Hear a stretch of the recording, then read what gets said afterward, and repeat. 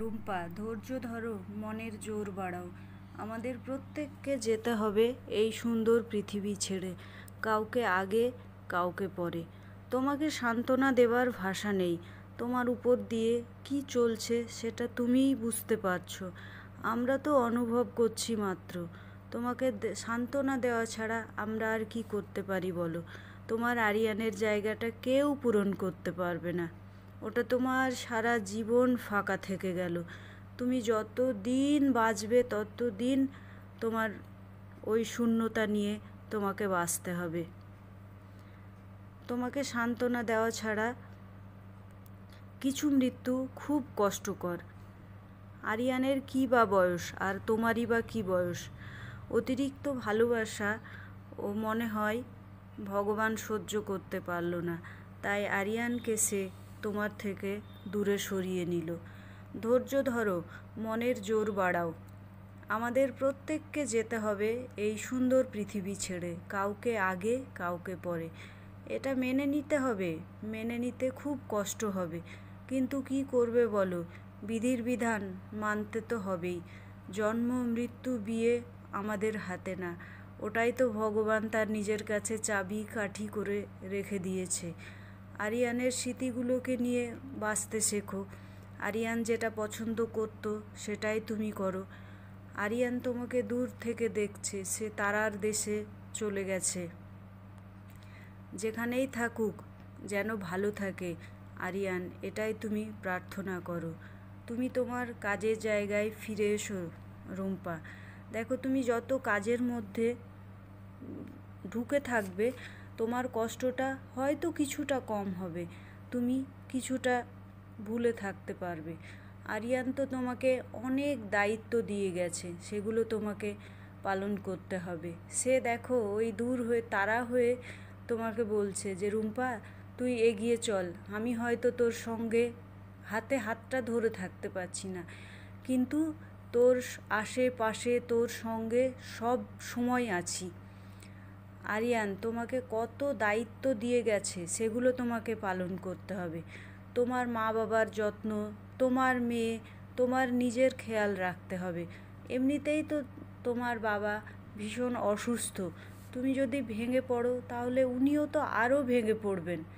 আর তুমি তোমার মাথার ছাদকে হারিয়ে ফেলেছো, সেটা তোমার কেউ পূরণ করতে পারবে না। তাই তোমার বাবার জন্যে তোমাকে স্ট্রং হয়ে থাকতে হবে, তোমার মায়ের জন্যে। কেন, তোমার একটা ছাদ চলে গেছে, আর তুমিও চাইবে না যে তোমার বাবা সুস্থ হয়ে উঠুক, চাও সুস্থ হয়ে উঠুক। আরিয়ান তোমার মনে সাহস যোগাবে। তুমি এটা ভাববে কেন পারবো না, পারতে তো আমাকে হবেই। তুমি কাজে ফিরে এসো, আমাদেরও ভীষণ ভালো লাগবে যে তুমি কাজ করছো। দেখো, মানুষ মারা গেলেই সে কিন্তু তার নিজেরটুকু নিয়ে চলে যায়, হয়তো তার খাওয়া পরা জামা কাপড় এইগুলো চিন্তা করতে হয় না, কিন্তু আমরা যারা বেঁচে থাকি তাদের তো খাওয়া পরা সব কিছুই করতে হয়। তাই তোমার অর্থের দিক থেকে তোমাকে কাজে ফিরতে হবে, না হলে তোমার দিকটাও তো ভাবতে হবে। এটা তো নয় যে তুমি না খেয়ে বেঁচে থাকবে, সেটা তো পসিবল না। তাহলে তুমি মনের জোর বাড়াও, তুমি ফিরে এসো, আস্তে আস্তে এসো, ফিরে চেষ্টা করো। এটা তোমাকে, তুমি যত মেনে নিবে তোমার কষ্টটা কম হবে। কিন্তু হ্যাঁ, কষ্ট কমলেও পুরোটাও কমবে না, কিন্তু তোমার ওই শূন্যতা, তোমার ওই ফাঁকা জায়গাটা তো আর কেউ পূরণ করতে পারবে না। তো আরিয়ান যেখানেই থাক ভালো থাক, এটুকু তুমিও চাইবে। আর আমরা মানুষ হিসেবে আমরাও এটাই চাই যে তুমিও ভালো থাকো, সুস্থ থাকো, তোমার নিজের খেয়াল তুমি রাখবে, মেয়েকে ভালো রাখবে, নিজের যত্ন নেবে। আর মেয়ের জন্যে তোমাকে বাঁচতে হবে। এই লড়াই আরিয়ান তোমাকে একা করেছে, একা করে দিয়ে চলে গেছে, কিন্তু এই লড়াইয়ে তোমাকে জিততেই হবে। ভালো থাকো বোন, সুস্থ থাকো। আমার তরফ থেকে তোমাকে এটুকুই বার্তা, ভালো থাকো, সুস্থ থাকো।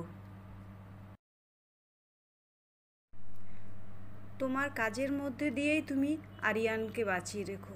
তোমার কাছে অনেক স্মৃতি, ওই যে তোমাদের শর্টস ভিডিওগুলো আমরাও দেখি, দেখে বলি ইস কি অকালে চলে গেল ছেলেটি। তো তুমি যত কাজে থাকবে তত তোমার মনটাও ভালো থাকবে, তোমার শরীরটা ভালো থাকবে।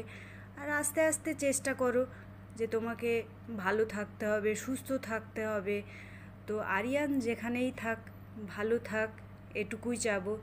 আর দূর থেকে তো তারার মতো সে তোমাকে দেখুক। ওই যে তুমি স্বপ্নে বলছিলে তোমার জন্মদিন করবে, নিশ্চয় হয়তো এই বছর হচ্ছে না, কিন্তু সামনের বছর করবে।